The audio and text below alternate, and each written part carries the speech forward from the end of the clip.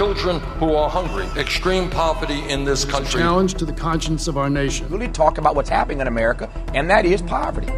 Americans have long been aware of the country's poverty problem. About 1 out of every 6 people that you pass could be living in poverty. Almost half the people in the United States living in poverty. But the nature of the problem, and even the scale of it, seems far from clear. I produce documentary films here at The Economist, and I want to get to grips with the story behind American poverty.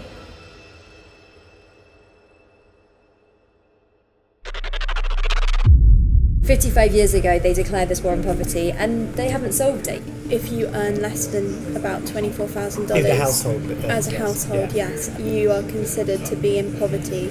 But the way that poverty is officially calculated in America is really flawed. It's now children who are most affected by it. You know, kids are born into poverty, then they find it very hard to escape poverty. And if there are more children born into poverty, then you're not going to be able to fix that. Where do we go? Next steps? So I think our first port of call would be speaking to Idris, who's the author of the special report. Idris Kaloun is The Economist's US policy correspondent. Over the past few months, he's travelled all over America, learning about the current state of poverty in the country and putting together our most detailed ever reporting on the topic. Hello. No, hey, how's it going? Hey, yeah, good. Hey. What was the most striking thing when you were sort of putting the report together? It's kind of a weird thing where, like, you live in your rabbit hole for so long that you feel like you've only scratched the surface. I was shocked that, like, you still see a share of the population that is just, like, really, really deprived. It's different from the way that I think we conventionally think of poverty. I think to this day we think of it as an inner city, largely black phenomenon, and like that's just not the case. That certainly still exists. Pockets of it exist, but I did know that for poor kids, for example, like the life chances change remarkably depending on what kind of neighborhood you grow in. So the sort of overall message is that absolute poverty has declined since the 60s, but poverty is still getting worse for some areas. It's getting worse because it's becoming a lot more concentrated, and that has pretty negative consequences for poor people, especially children. This is the official measure of poverty in America. In 2019, if the income of a family of 4 slips below $25,750, the government considers them to be poor. That seems clear enough, but it only tells part of the story. Here's the problem with this figure. It's based on a 55-year-old analysis of 63-year-old data. In 1963, a government statistician calculated that the average family would spend 1/3 of their household budget on food. But today, only 1/8 of household income is spent on food. Instead, childcare and housing are the biggest costs. But the poverty line takes neither of these into account. It's also the same wherever people live in America, which assumes that living costs are the same everywhere, and they're not. And then there's this. Compared to some other developed countries, America's poverty line seems surprisingly low. In Britain, families are classified as poor if they earn less than 60% of the national median, the midpoint for household incomes for the entire population. In America, the line equates to just 26%. Another clue that the real story is not this simple.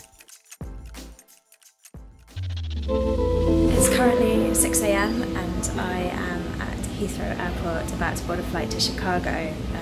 Idris's report is very detailed and full of lots of stats and graphs and data, but I think the real way we're going to be able to find out what the situation of poverty is in America at the moment is if we go there.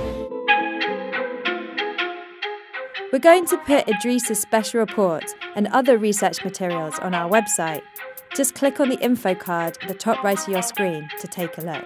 Welcome to the Chicago Weather Report. We are currently on our way to, what's it called? Waukegan. We are currently on our way to Waukegan, which is a suburb north of Chicago. It's in Lake County. We were headed there to learn more about a charity that provides support for struggling families. Take this piece of paper to the next table, they'll get you a pink bag and they'll get your diapers. And to meet with a few of the families that the charity helps out.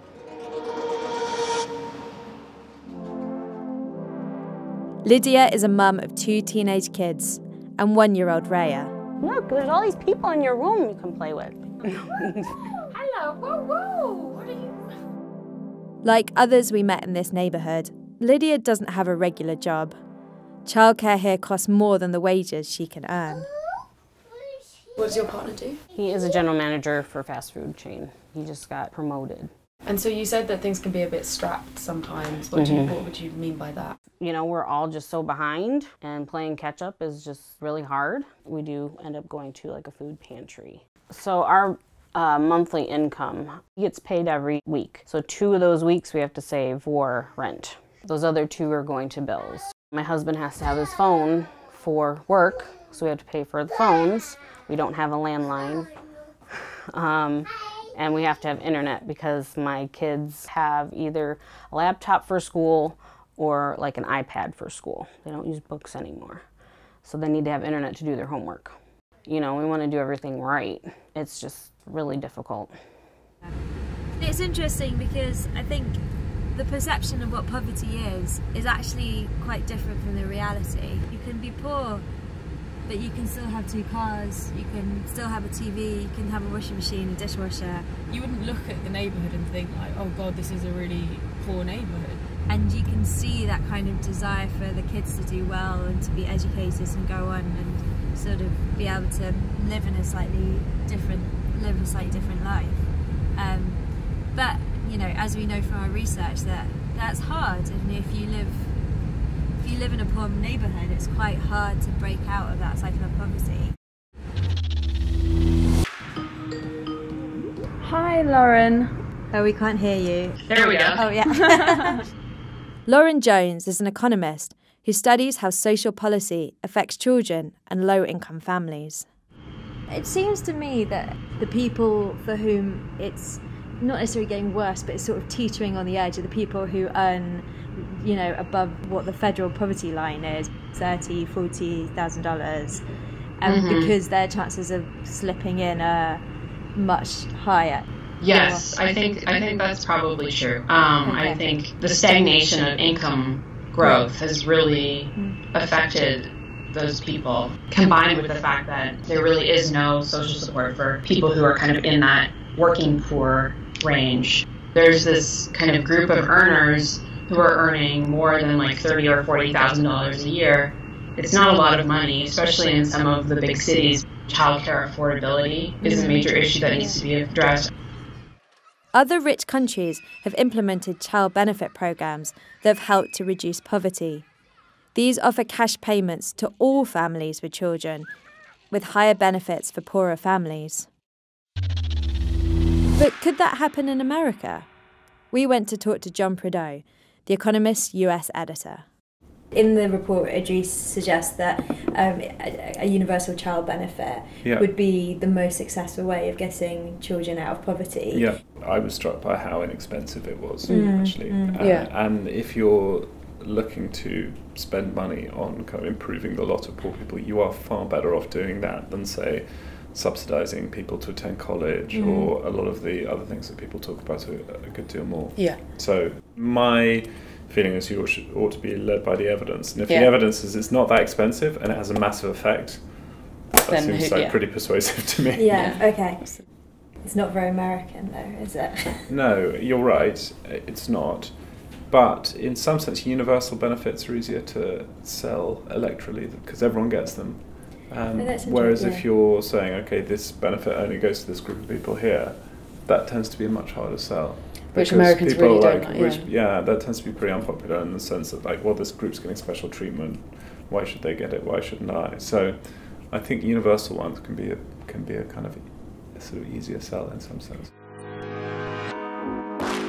Right now, though, America still faces major challenges in tackling the changing face of poverty. We've made another film that explains more about those challenges and why organisations like this diaper handout charity are still vital. Good morning. Do you have your ID? Thank you. We've had clients come to us that have said, I've rinsed out a diaper and I've reused it. I've turned a diaper inside out and I've reused it. Sometimes I've left my child in a diaper for far longer than I should have. You can find out more about the Diaper Project and watch the rest of that film by clicking on the link opposite. The other link will take you to some of the resources we used when we were making this film, including the special report on poverty in America. Thanks for watching.